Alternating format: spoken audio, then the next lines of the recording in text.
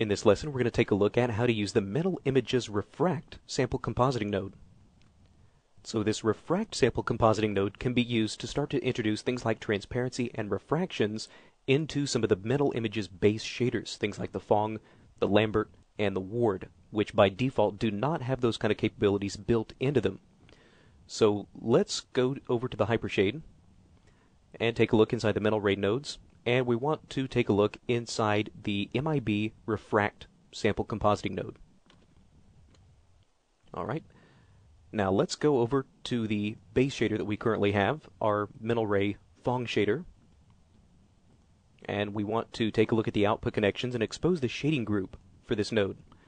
Now this shading group is actually basically the node that is calculated at render time.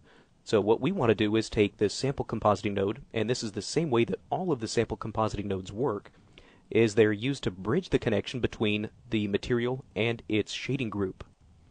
So really quite simple to use. All we have to do is take this refract node, take our Phong shader, middle click, and drag it up into the input of our refract node.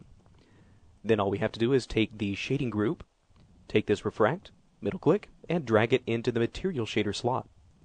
So now we've used this as a way of basically overlaying reflections and adding a new calculation on top of our existing Phong shader. And that's really what we're doing. So now, if you take a look at what we had before, and I'll just save this for comparison,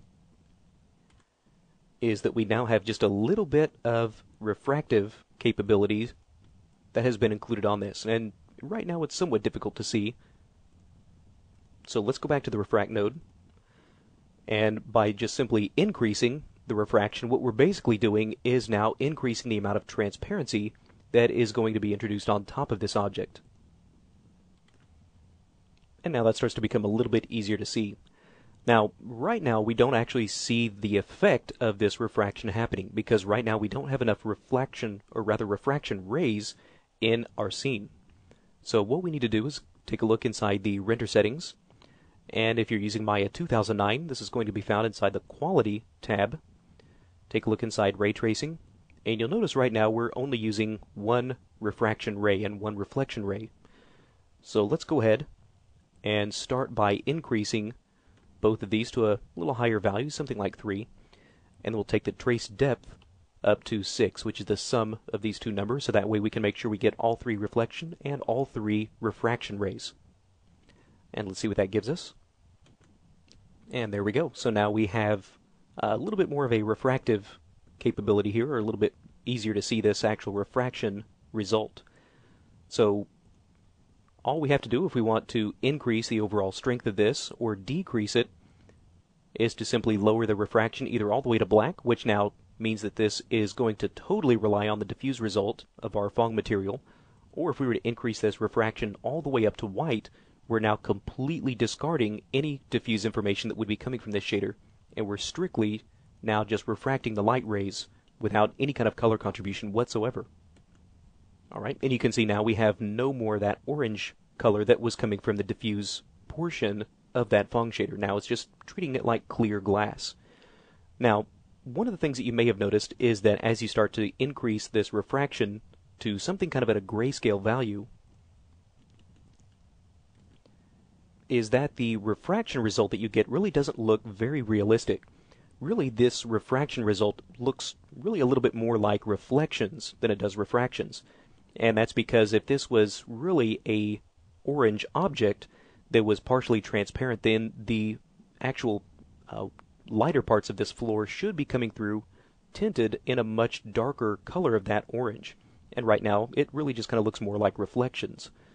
So what we can do, as a way of getting around this, is to start by taking this diffuse portion of the Phong shader, or whatever shader we have plugged in, and we'll pretty much drop this all the way down to black, so that way there is no diffuse color coming through. Now back on the refract node, we'll take the refraction color and actually tint this some kind of a color. And now the color itself will come from the refraction rather than from the diffuse color itself. So here's what we had before, and I'll save this image for comparison.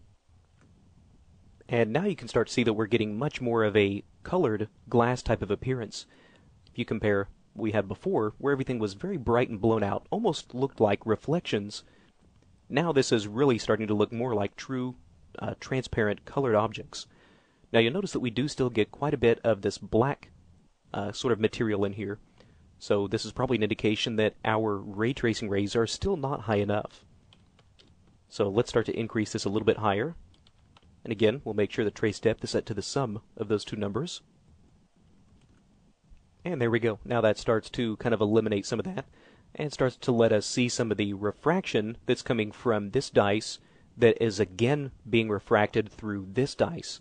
So make sure that we do have enough ray interactions. Finally, just below that, we have the index of refraction, which in a nutshell controls how much or how little the light is going to refract as it passes through this object. The index of refraction set to 1, we should see no refraction whatsoever. And you can see that whenever we render, that our rays pass right through the objects without being perturbed at all. Likewise, if we were to start to increase this to a little bit higher value, something like 1.5, our refraction result should now be much stronger. And you can see that's exactly what we get. Now you will notice that as a consequence of actually changing the refract color, that we have now started to introduce a little bit of a blue highlight into our specular. And really that's just an unavoidable consequence if we were to come in and start to tint this refraction something other than just a grayscale value. So if we do decide to go this route, this is unfortunately something that you will have to kind of deal with, unfortunately. However, there is a workaround for this, and we can sort of eliminate this error that we get by utilizing the MIB color mix node. So we won't actually go through the process of using this MIB color mix node as a way of fixing this, at least not in this lesson. But if you want to refer to the lesson in which we talk about this MIB color mix node, we will come back to this example and see how this can be used to fix this blue specular highlight error that we're getting with this refract node. Right, so that's a look at how we can use this MIB sample compositing refract node as a way of introducing some of these colored refractive capabilities into our base materials.